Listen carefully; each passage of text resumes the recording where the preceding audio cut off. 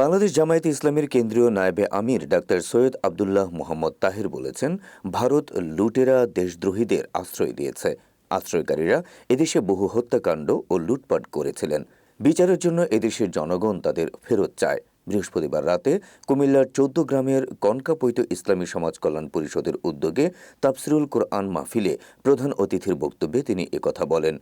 মাওলানা মুস্তাফা কামালের সভাপতিত্বে তাফসিরুল কোরআন মাহফিলে প্রধান মুফাসসির হিসেবে বক্তব্য রাখেন মাওলানা কারি আল আমিন। বিশেষ মুফাসসির হিসেবে আলোচনা রাখেন ডক্টর মাওলানা সাদিকুর রহমান আজহারি ও মাওলানা মুফতি লোকমান হোসেন। এ সময় ১৪ গ্রাম উপজেলার জামায়াতের বিভিন্ন স্তরের নেতাকর্মীরা উপস্থিত ছিলেন।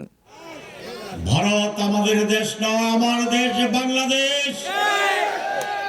এখানে আমাদের জন্ম, এখানে বড় হওয়া, এখানে আমরা বাঁচব, এখানে আমরা মরব, আল্লাহর কাছে।